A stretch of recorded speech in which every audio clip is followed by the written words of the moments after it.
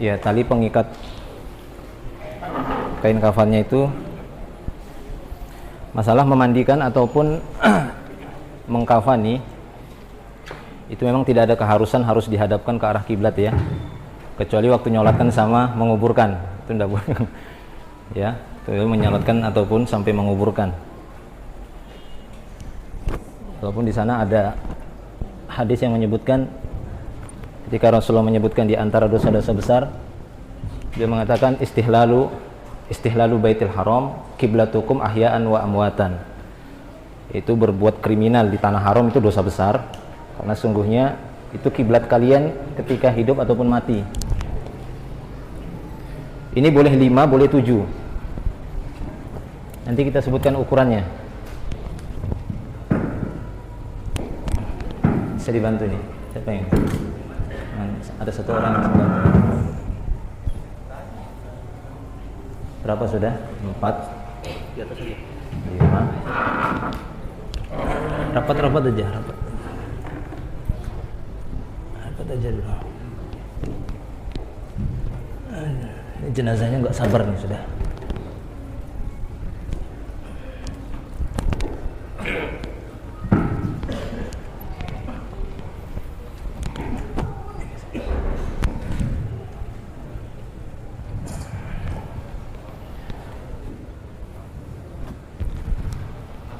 Ya, semua biaya seperti kain kafan itu diusahakan dari harta si mayit gitu ya.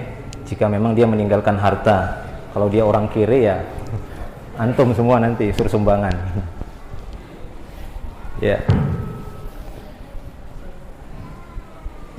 Kurang 1 2 3 4 5 6, satu lagi. 7 ya. Jadi bisa 5 helai, bisa 7.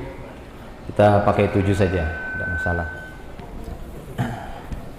Ini kain sudah 3 lapis, kita ukur dengan sama ukurannya.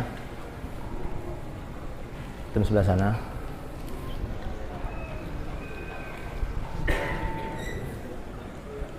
Iya.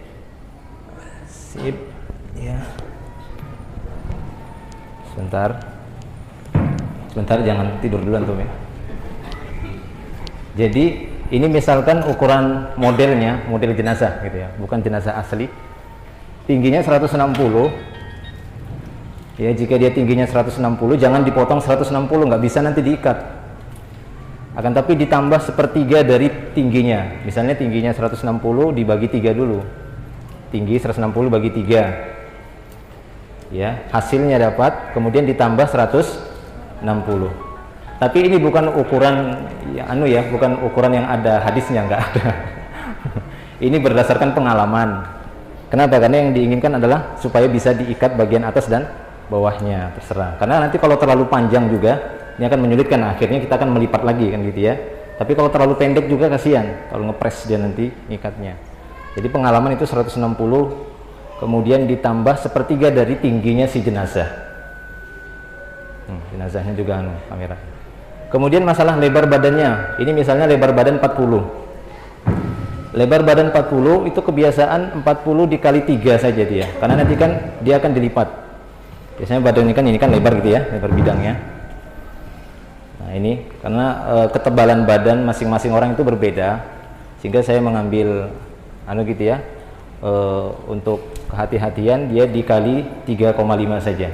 4 kali 3 mungkin 120, ditambah lagi 0,5 nya dikali ininya gitu ya, lebarnya. Paham ya? Jadi ini dia hasil dari pengkalian untuk modelnya kan gitu ya.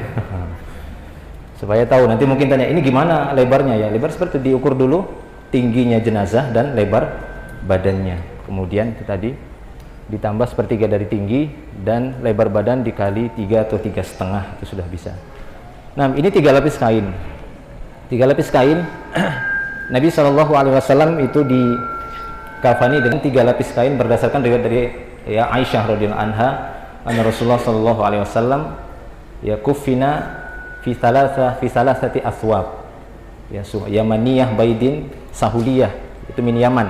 Beliau dikafani dengan 3 lapis kain, ya 3 lapis kain yang berasal dari Yaman, dan sebaik-baik warna dari kain kafan ini adalah putih. Ya, sebagaimana sabda Nabi Shallallahu Alaihi Wasallam, ilbasu min thiyabikum al-bayat fa innaha khairu thiyabikum wa kaffinu fiha. Jadi hendaklah kalian mengkafaninya karena itu sebaik-baik pakaian kalian adalah yang berwarna putih. Kenakanlah pakaian kalian yang berwarna putih karena sebaik-baik pakaian kalian adalah berwarna putih, dan kafanilah, yaitu jenazah itu, dengan menggunakan kain kafan yang berwarna putih. Nah, kemudian di sana para ulama memperbolehkan untuk ataupun menganjurkan untuk membuat semacam popok. Popok. Apa gunanya ataupun apa tujuannya? Untuk mencegah barangkali jenazah nanti akan mengeluarkan cairan-cairan dari kubul atau duburnya. Ini bisa menjaganya. Nanti ditaruh, kemudian ditambah kapas, ditaruh harum-haruman wangian. Nah, semacam itu popok. Kemudian juga ada penutup dadanya.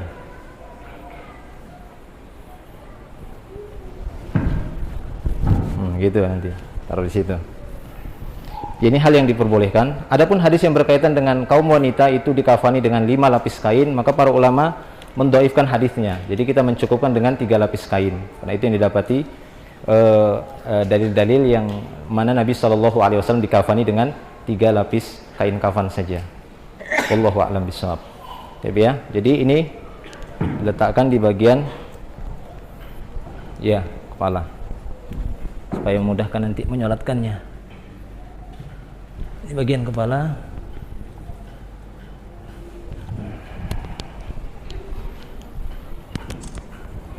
Kalau cara membuatnya ini mudah saja lebar badannya saja sudah. Misalnya tadi 40, diambil 40 kali 1 meter supaya bisa dilipat nanti gini dan diikat.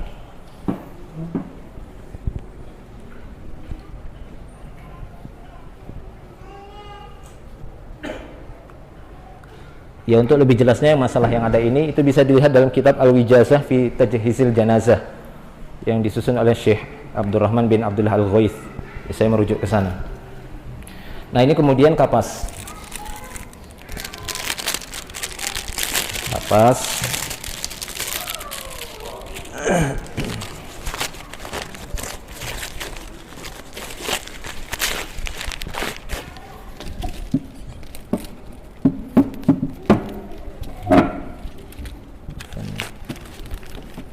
Kita semua ini. Iya. Tidak bisa dia. Tidak ini aja. Buka semua.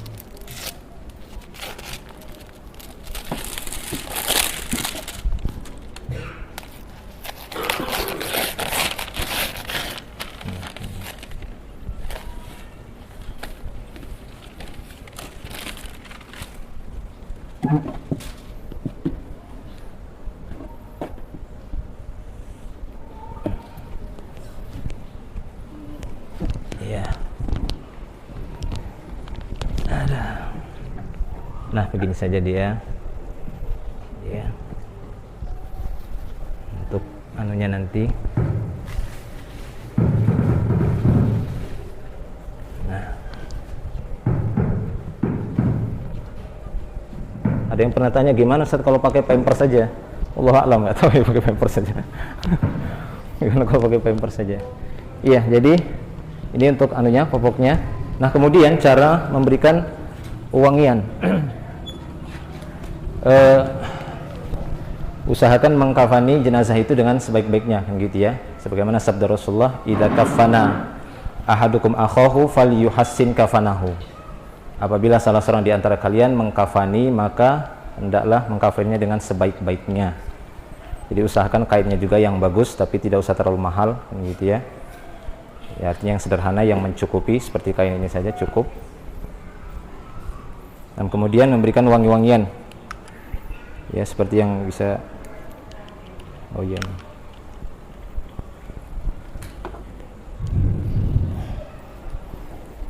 Kalau ada yang Nah, memberi wangi-wangian ini bisa dengan beberapa cara. Bisa tadi selapis demi selapis dulu. Misalnya lembar pertama dimasukkan, kemudian ditaburi wangian, lembaran pertama, kemudian masuk lembaran kedua,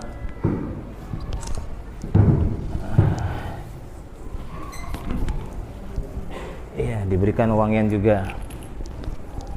Nah.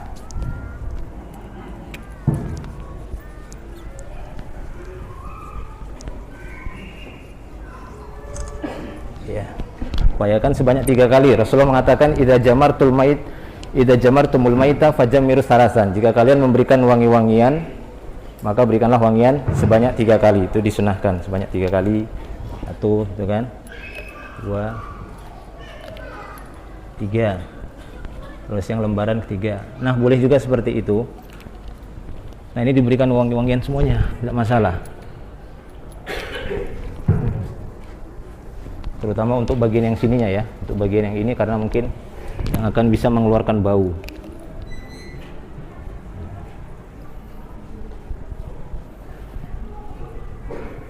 Atau ada yang serbuk-serbuk gitu ya, boleh.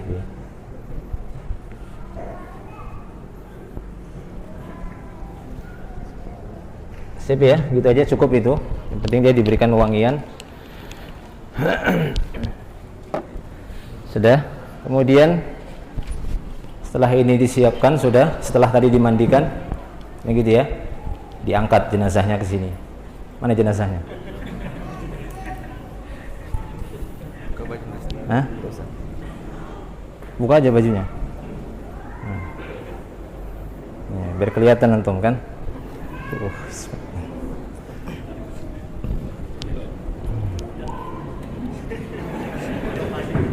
Oh, berarti kurang maju. Sebentar. Terlalu sini dia. Iya. Iya, kalau memang kurang pas. Tapi ini enakan jenazahnya bisa disuruh sendiri.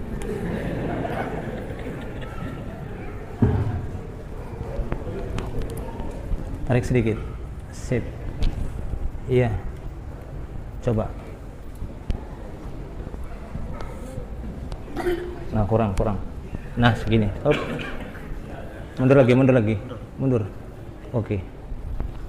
Sudah, antum.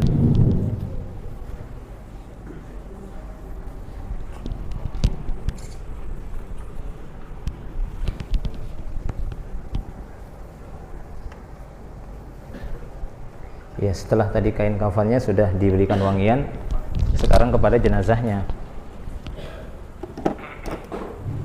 Terutama ya bagian-bagian yang gitu ya, anggota sujudnya.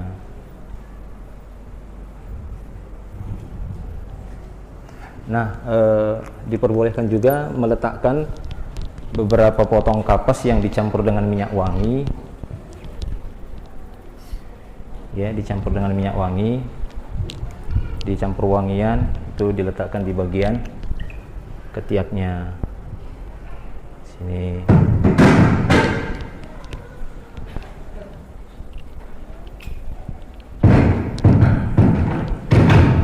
Apa itu suaranya? Ya, ditaruh wangian, kemudian ditaruh bagian sini.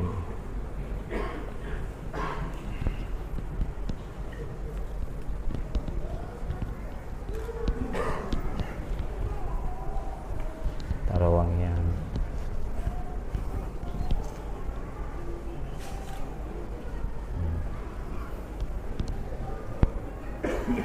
Antum kayak jenazah beneran ya kayak gitu.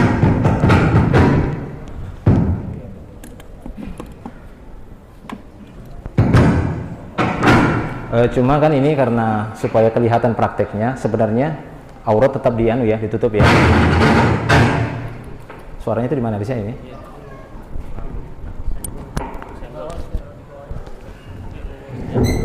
Sudah ya. Jadi aurat tetap ditutup gitu ya. Ini nggak ada penutupnya ya. Nggak ada contoh ya. Sarungnya sudah pada basahan. Kain yang satunya. Iya boleh, supaya agak kelihatan. Kalau yang bisa ditutup, dia ditutup ya.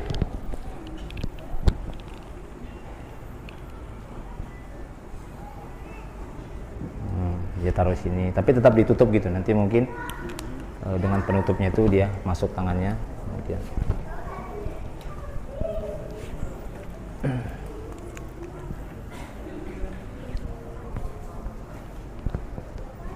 Sudah enggak apa-apa. Ada. Untuk ini aja, untuk semacam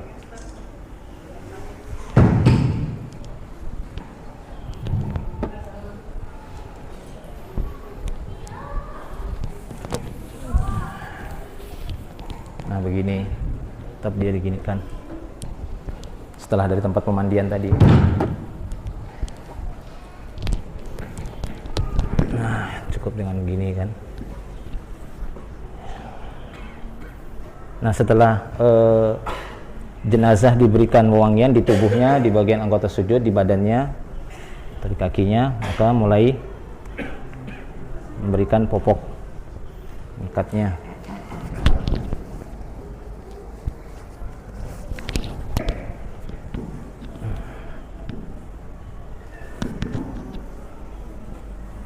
Nah, ini supaya agak kelihatan ya. Tutup. Nah, kelihatan. Nah, begini caranya.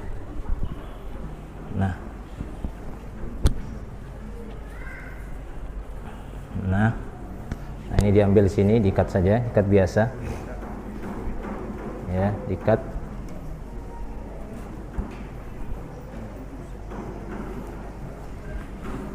Ikat juga bagian sini.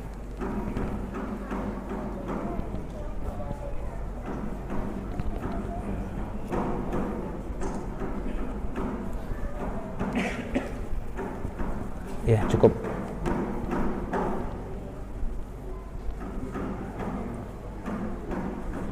Nah, gini saja cukup insyaallah. Ya. Kalau memang bagian anunya, bagian mulutnya terbuka, ya bisa diikat aja supaya dia nggak enak.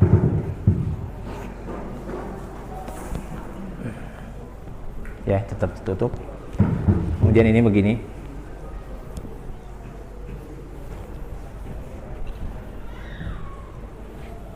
Sebatas ini saja. Kalau dia jenazah perempuan,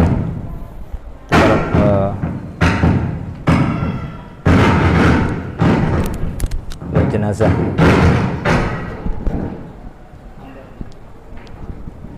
ndor mananya sudah ya. Kalau dia jenazah perempuan diperbolehkan untuk membuat semacam sarung ya, bajunya, kemudian jilbab kecil gitu. Itu ada prakteknya sendiri sama tim akhwat itu, insya Allah ada.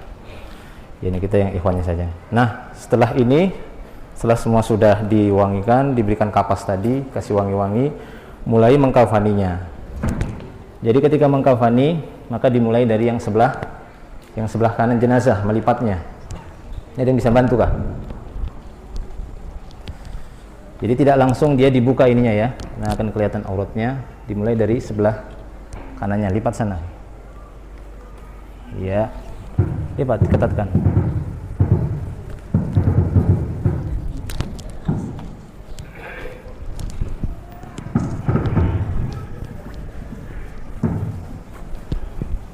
Nah, ini kemudian ya, dibiarkan dulu, dilepaskan sedikit, nanti ditarik.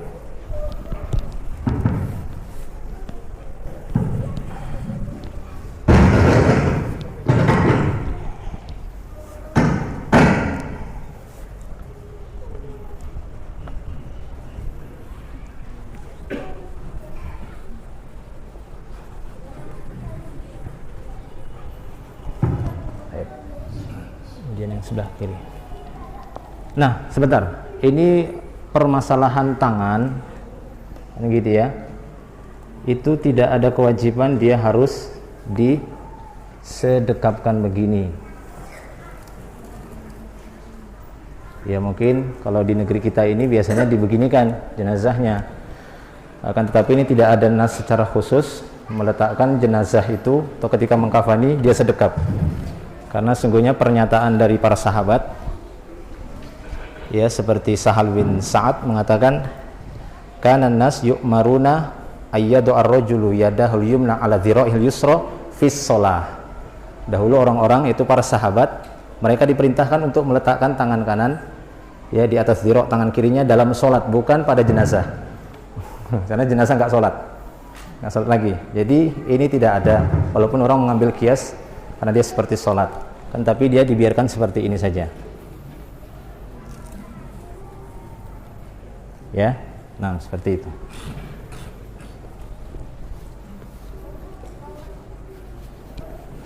Nah, sudah tadi, kalau yang sudah bisa dilepas dia dilepas kain penutupnya.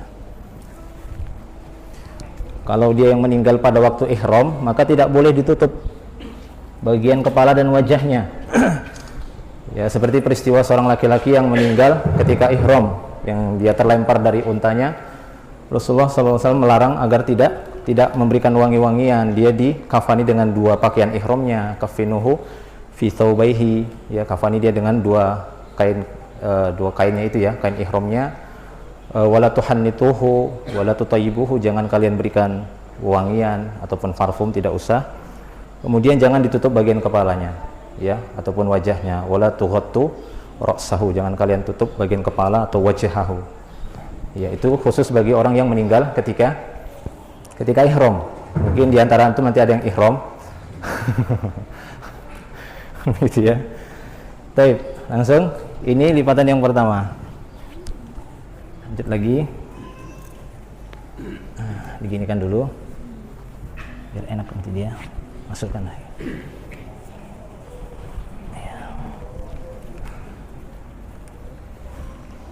Ya, satu lipatan ya. Kemudian ini kurang, sudah nggak apa-apa lah. Terus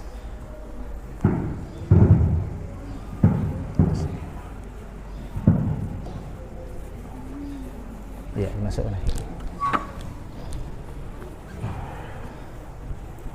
Falyuhsin kafanahu, memperbagus mengkafaninya ya.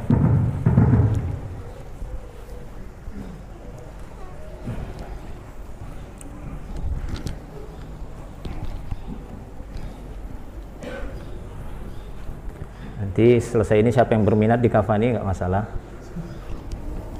tinggal telepon panitia saja. Habis ini yang praktek antum semua ya.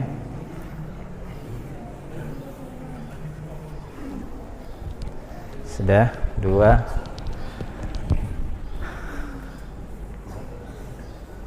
3.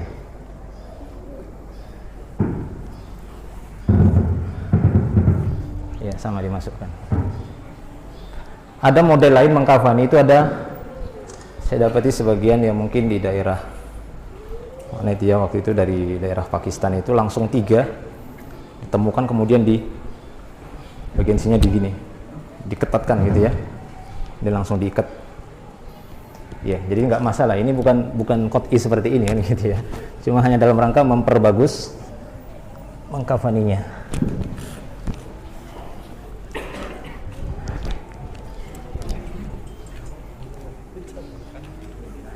Ya, masukkan lagi.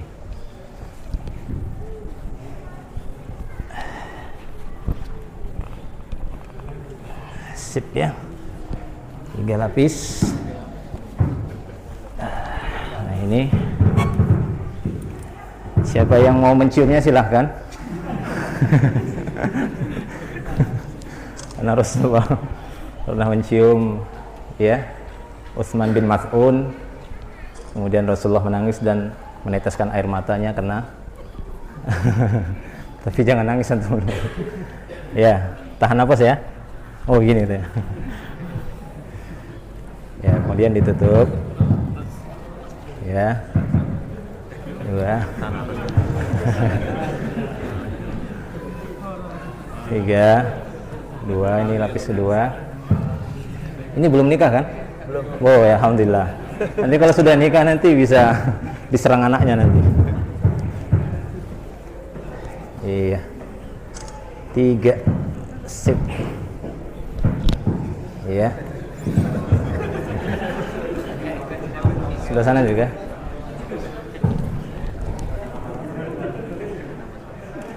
Iya, enggak apa-apa. Masih anu ya, bisa napas ya?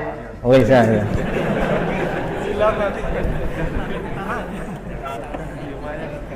Iya, jadi ketika mengikat, karena nanti posisi jenazah ketika di kuburan, di liang lahatnya, itu kan posisi lambung kanan kan di bawah gitu ya, lambung kanannya di bawah, kan ini kiblat misalnya, lambung kanan di bawah dan yang bagian sisi tubuh sebelah kiri itu di atas, sehingga para ulama mengatakan upayakan mengikatnya di bagian sebelah kiri supaya mudah melepaskannya nanti ya, ketika dia sudah masuk mudah untuk melepaskannya. Dan ketika melepaskannya, bagian atas ini dan bagian ujung bawah tidak usah dilepaskan, hanya bagian tengah saja dilepaskan. Supaya apa? Supaya nanti nggak gentayangan.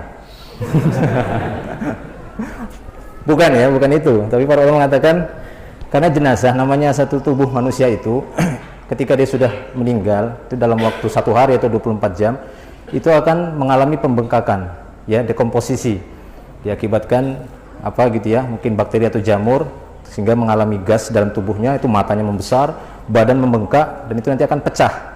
Nah, kalau dia tetap terus terikat, ini akan memperlambat proses, bukan proses penuaan, proses penghancurannya gitu ya, dekomposisinya itu agak lambat, sehingga kata para ulama alasannya itu tidak apa-apa dilepaskan, bukan dengan alasan gentayangan gitu ya, nggak ada ruh gentayangan, yang ada setan gentayangan.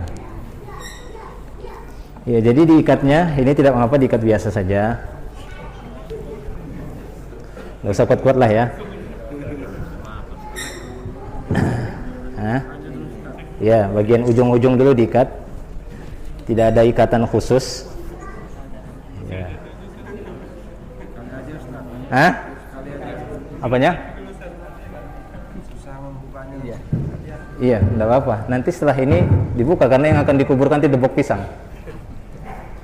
Nah, kemudian ini sebelah kiri sini. Ya.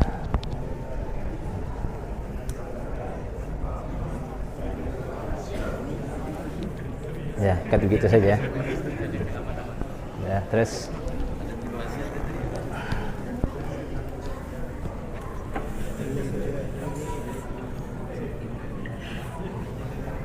tahanin dia karena latihan renang sering ini, latihan renang. Jadi tahan nafasnya. Iya. Ini sebelah sini sedikit. Nah, begini ya. Baik, sudah cukup. Jadi ini dia 1, 2, 3, 4, 5, 6, 7 ikatan. Setelah itu kemudian siap untuk disolatkan. Nanti proses untuk menyolatkan jenazah yang bonekanya saja, sholat jenazah. Sudah ya? Siapa lagi? Tidak ada yang ditunjuk. Mana yang sudah ditunjuk? Belum ada? Belum ada yang mulai sholat. Oh, belum yang sholat ya? Iya, siapa yang mau mau sukarela? Satu orang dulu, kan gitu ya. Kita melihat posisi dulu, posisi. 2 orang aja. Ya, yang satu orang dulu. Jadi kalau misalnya menyolatkan jenazah itu cuma satu orang, sebagaimana riwayat dari Anas bin Malik, ketika didatangkan jenazah yang laki-laki, maka dia berdiri posisinya sejajar dengan ya inda ra'sihi. Ya, ketika datang jenazah seorang wanita, maka Anas bin Malik berdiri inda wastiha, gitu ya, pas di tengah jenazah kalau dia perempuan. Ini kita anggap adalah jenazah dewasa laki-laki. Maka posisinya imam itu sejajar, ya nggak apa-apa, dekat sini juga nggak apa-apa. Ya, sejajar dengan kepala. Ya, ini dia ya. Ini kalau dia jenazah laki-laki, dewasa laki-laki. Kalau dia jenazah dewasa yang perempuan, ya, ini misalnya jenazah dewasa perempuan. Ya, posisinya di endawastiha, di tengah. Paham ini ya semua ya? Nah, seperti itu. Baik, kemudian jika ya perlu diketahui bahwasanya menyolatkan jenazah itu ya ini hukum asalnya dilakukan dengan cara berjamaah, ya, cara berjamaah. Maka para ulama mengatakan jika didapati satu kaum melakukan sholat jenazah sendiri-sendiri, maka sah sholat jenazahnya, tapi semuanya berdosa. Karena ini fardu kifayah, kan gitu, yang harus dilakukan secara berjamaah. Namun mereka melakukan sendiri-sendiri, maka semuanya berdosa. Tapi tetap sah sholat jenazahnya, begitu ya. Sholat jenazahnya tetap sah. Nah, demikian. Adapun kalau dia yang menyolatkan itu satu, jelas tadi. Kalau dia 2 orang, ya, kalau dia yang menyolatkan mungkin di satu tempat ada jenazah, apakah dia dewasa perempuan ataupun dewasa laki-laki, ada 2 orang, maka posisinya adalah bukan di samping seperti sholat berjamaah ya, posisinya ke belakang seperti yang dikoreksi oleh ya Syekh Ali Hasan Abdul Hamid Al-Halabi dalam kitab Mukhtasar Ahkamil Janaiz. Beliau mengoreksi orang-orang yang melakukan sholat jenazah cuma 2 orang, kemudian makmumnya di samping kanan seperti sholat biasa. Ini keliru. Ya, karena para salaf tidak melakukan demikian seperti yang dilakukan oleh Malik bin Hubairah, yang mana dia meriwayatkan satu hadis bahwasanya Nabi Shallallahu Alaihi Wasallam bersabda, "Ma min mayitin yamut, fa shalla alaihi thalathatu sufuf illa aujaba." Tidak ada seorang pun yang meninggal dunia disolatkan 3 saf, melainkan akan diampuni. Maka kata perawi yaitu Marthad Al-Mazani, dia mendapati Malik bin Hubairah ketika mendapati jenazah atau ketika mendapati orang yang menyolatkan jenazah itu sedikit, ya kata dia, karena Malik bin Hubairah idza istaqalla ahli jenazah, yang menyolati jenazah itu sedikit orangnya, fajazza'ahum salasata sufuf lil hadis, maka dia akan membagi 3 saf berdasarkan hadis ini, sehingga posisi 2 orang yang menyolatkan jenazah secara berjamaah begini dia. Karena sholat jenazah itu bukan dengan rukuk dan sujud, tapi dengan takbir-takbir yang berurutan. Apakah takbirnya itu 4 kali, 5 kali, 6 kali, 7 kali, dan maksimal 9 kali. Ya, maksimal 9 kali. Jadi paling utama bagi kita semua untuk berusaha mempraktekannya secara bergantian. Tapi kalau kita di sini masyhurnya cuma 4 kali gitu ya. Adapun takbirnya 4 kali itu berdasarkan hadis dari Abu Hurairah ketika dia meriwayatkan Rasulullah sallallahu alaihi wasallam na'an Najasyiyah, ketika sungguhnya Rasulullah ketika menginformasikan tentang kematian ya Raja Najasyi pada saat itu, fil yaumil ladzi mata fih, kharaja ilal musalla, beliau keluar menuju musalla lapangan, fasaffa bihim, kemudian menyusun saf para jemaah, para sahabat, wa kabbara arba'an, beliau bertakbir sebanyak 4 kali. Kemudian takbir 5 kali itu berdasarkan riwayat dari Abdurrahman bin Abi Layla, ketika dia mengatakan kana Zaid bin Arqam ya annahu kabbara 'alal janazah khamsan. Zaid bin Arqam itu melakukan salat jenazah dan bertakbir sebanyak 5 kali. Ketika dia ditanya, dia mengatakan karena Rasulullah sallallahu alaihi wasallam yukabbiruha, adalah Rasulullah juga bertakbir sebanyak 5 kali. Ini diriwayatkan oleh Ibnu Majah dan yang lainnya, Tirmidzi, Abu Daud dan yang lainnya. Nah, adapun takbirnya sebanyak 6 kali itu riwayat dari Abdullah bin Ma'qal. Abdullah bin Ma'qal meriwayatkan bahwasanya anna Ali ibn Abi Thalib, bahwasanya Ali bin Abi Thalib shalla ala Sahal bin Hunayf. Ali bin Abi Thalib pernah menyolati Sahal bin Hunayf. Wa kabbara alaihi khamsan. Ya, wa kabbara alaihi sittan. Dan Ali pada saat itu bertakbir sebanyak 6 kali. Kemudian takbir 7 kali itu riwayat dari Musa bin Abdullah yang masih diriwayatkan oleh Imam Baihaqi. Di sana disebutkan Ali ketika menyolati Abu Qatadah kabbara alaihi sab'an. Dia bertakbir sebanyak 7 kali. Adapun takbir 8 kali itu memang ya belum ada riwayatnya kan gitu ya. Makanya tadi saya katakan 4, 5, 6, 7 dan 9. Adapun 9 kali takbir itu riwayat dari Abdullah bin Zubair. Dia menceritakan ketika Rasulullah sallallahu alaihi wasallam menyolati jenazah Hamzah pada perang Uhud, maka beliau bertakbir sebanyak 9 kali takbir. Ya, jadi jelas ya. Jadi boleh dia 4, 5, 6, 7 atau 9, 8 wallahu alam. Gitu ya. Baik. Nanti akan terakhir akan kita praktekkan. Nah, ini praktek kalau 2 gitu ya. Posisi kalau jemaahnya itu 2 berdasarkan riwayat dari Malik bin Hubairah tadi. Lalu bagaimana kalau 3? Ada satu lagi. Kalau 3, kalau memang berdasarkan hadis tadi ya 3 ke belakang. Tuh kayak kereta api Ustaz. Ya, tapi kalaupun seandainya dia mau begini, tidak ada masalah. Tapi tadi itu keutamaan. Ya, keutamanya apa? Ya, faqad aujaba. Dia akan diampuni, maksudnya jenazahnya. Nah, demikian seterusnya. Ya, demikian jumlah seterusnya. Upayakan dia 3 saf. Baik ya. Kemudian itu tadi masalah posisi orang yang menyolatkan antara imam dan makmumnya. Kemudian jika jenazah itu terdiri dari beberapa jenazah, tahan berdiri ya. Masa aneh saja yang tahan berdiri? Antum tahan berdiri. Jika jenazah itu lebih dari 1, ini makanya kita umpamakan ada beberapa jenazah, ya laki-laki, perempuan. Untuk jenazah anak-anak, maka tidak masalah dia disolatkan dan tidak mengapa juga tidak disolatkan. Ya, tidak mengapa tidak disolatkan. Demikian juga bayi yang gugur, itu silahkan disolatkan ataupun tidak. Kenapa? Karena Rasulullah Shallallahu Alaihi Wasallam sendiri, beliau tidak menyolatkan anaknya ketika meninggal dunia. Seperti riwayat dari Aisyah radhiyallahu anha, dia mengabarkan, lamma mata Ibrahim ibnu Nabi Shallallahu Alaihi Wasallam, wa huwa ibnu samaniya asyroh, ya ibnu samaniya asyroh syahron, walam yusalli alaihi Rasulullah Shallallahu Alaihi Wasallam. Ketika Ibrahim, anaknya Rasulullah Shallallahu Alaihi Wasallam, meninggal pada waktu umur 18 bulan. Oh, rame itu ya. 18 bulan itu berapa? 1 tahun? 1 tahun setengah. Beliau tidak menyolatkannya. Ya, beliau tidak menyolatkannya. Tapi ketika dibawakan jenazah seorang anak dari kalangan Ansar, beliau menyolatkannya.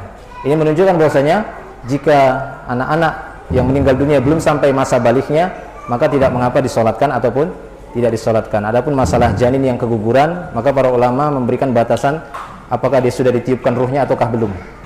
Ya, misalnya keguguran, kalau memang sudah ditiupkan ruh, maka tidak mengapa disolatkan. Kalau belum, ya kan begitu ya, maka tidak ada kewajiban untuk menyolatkannya, sebagaimana sabda Nabi, at-tiflu wasiqtu yusalla alaihi.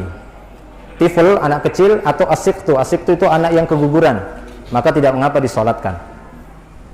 Baik. Jadi ini kita misalkan ada jenazah 4. Ini jenazahnya laki-laki dewasa, ya, karena kita ketahui tadi bagian imamnya berdiri, atau seorang yang menyolatkan berdiri di kepala, bagian kepala. Ini jenazah, ya, perempuan dewasa.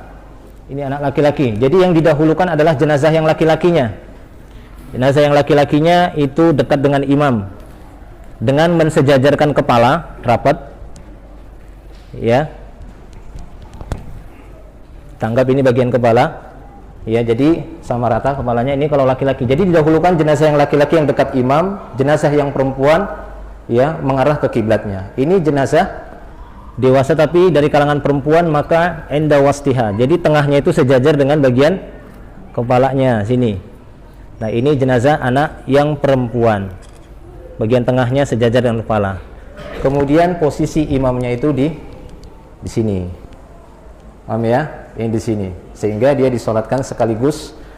Walaupun kata para ulama, hukum asalnya menyolatkan jenazah, satu jenazah sekali solat, satu jenazah sekali solat, tapi mungkin agak, ya, terlalu repot gitu ya. Dibolehkan langsung menyolatkannya. Ya, sudah. Ya, sekarang kita praktek solat tadi dengan 4 kali takbir saja ya.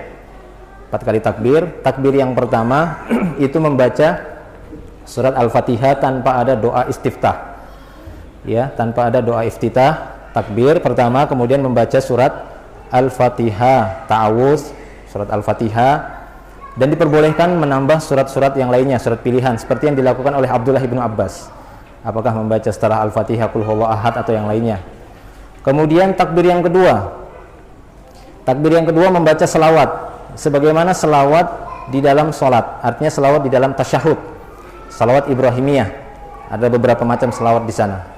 Kemudian takbir yang ketiga itu membaca doa-doa yang dikhususkan kepada jenazah, ya, itu pada setelah takbir yang ketiga, seperti sabda Nabi Shallallahu Alaihi Wasallam, idza shallaitumul mayyit fa akhlisu lahu doa. Jika kalian mensolati mayit, maka khususkanlah doa untuknya. Bisa itu dengan doa Allahumma ighfir lahu warhamhu wa'afihi wa'fu anhu dan seterusnya. Bisa juga dengan, ya, doa-doa yang lain yang ada asarnya dari Nabi Shallallahu Alaihi Wasallam. Ataupun kalau memang dia tidak menghafal doa-doa tersebut, maka dia khususkan doa untuk si mayit. Ya, misalnya cukup yang dia tahu cuma Allahumma ighfir lahu, Allahumma ighfir lahu, Allahumma ighfir lahu, ya itu saja. Tidak mengapa insyaallah. Begitu ya. Itu diperbolehkan. Kemudian setelah itu takbir yang ketiga, ya, takbir yang keempat. Setelah takbir yang keempat, maka tidak masalah untuk mendoakan dia dengan doa yang dikhususkan untuk jenazah juga. Ya, dengan doa yang lain seperti Allahumma ighfir li hayyina wa maitina, gitu ya, wa syahidina wa ghaibina wa saghirina wa kabirina wa zakarina wa unsana, ya, dan seterusnya, ya. Kemudian ada tambahan Allahumma man ahyaitahu minna fa ahyihi 'alal Islam wa man tawaffaitahu minna fatawaffahu alal iman, Allahumma la tahrim ajrahu wa la tudillana ba'dahu, atau doa yang lainnya. Nah, Syekh Muhammad Ibn Shalih Al-Utsaimin membolehkan atau beliau membawakan pendapat-pendapat para ulama setelah takbir yang keempat boleh membaca Rabbana atina fid dunya hasanah wa fil akhirati hasanah wa qina adzabannar. Nah, demikian. Ya, ini yang praktek mereka langsung atau ana? Ini saja. Iya. Jadi itu di belakang. Ini kita anggap safnya 3 lah gitu ya, atau 1 aja tidak masalah, atau 3. Nah, gitu ya. Ada lagi yang lain kah yang mau di sini ikut? Ayo. 2 lagi. Maju. 3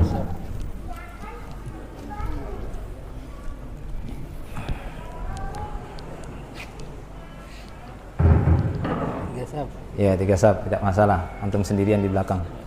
Lagi. Cek teman. Ada lagi? Hitung-hitung antum kena syuting lah.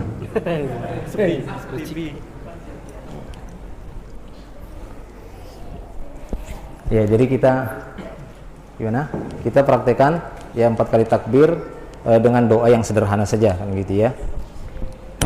Ya, jadi ini posisinya kita anggap ini kepala karena dewasa laki-laki, anak laki-laki. Ini arah kiblat, gitu ya. Masalah tempat sholat di sana memang lebih utama sebenarnya di luar masjid atau di tempat yang khusus di lapangan ataupun di luar masjid. Walaupun di dalam masjid juga tidak masalah karena Rasulullah pernah menyolatkan Suhail bin Baido ataupun saudaranya Sahal bin Baido itu di dalam masjid. Sebagaimana pernyataan dari Aisyah radhiyallahu anha, dia mengatakan wallahi masalla Rasulullah sallallahu alaihi wasallam ala Suhail ibni Baidah wa akhihi illa fil masjid, wa fi riwayatin illa fi jawfil masjid. Jadi demi Allah tidaklah Rasulullah menyolatkan Sahal bin Baidah ataupun saudaranya ya, Suhail bin Baidah dan saudaranya Sahal bin Baidah kecuali di dalam masjid. Ya, jadi kita praktikkan salatnya dengan 4 kali takbir saja gitu ya, supaya jangan terlalu banyak 4 kali takbir. Nah, masalah takbir tadi kan gitu ya, bersedekap. Kemudian memang di sini ada perbedaan di kalangan para ulama, apakah setiap takbir dia mengangkat tangan ataukah cukup dengan takbir saja. Itu bisa nanti antum dapati dalam pembahasannya, tidak masalah. Tapi saya lebih merojihkan setiap takbir itu mengangkat kedua tangan. Wallahu a'lam bishawab. Ya, kita mulai ya. Allahu akbar. A'udzu billahi minasyaitonir rajim. Bismillahirrahmanirrahim. Alhamdulillahirabbil alamin arrahmanir rahim maliki yaumiddin. Iyyaka na'budu wa iyyaka nasta'in ihdinas siratal mustaqim siratal ladzina an'amta 'alaihim ghairil maghdubi 'alaihim waladdallin. Amin. Allahu akbar. Allahumma salli ala Muhammad wa ala ali Muhammad kama sallaita ala Ibrahim wa ala ali Ibrahim innaka Hamidum Majid. Allahumma barik ala Muhammad wa ala ali Muhammad kama barakta ala Ibrahim wa ala ali Ibrahim innaka Hamidum Majid. Allahu akbar.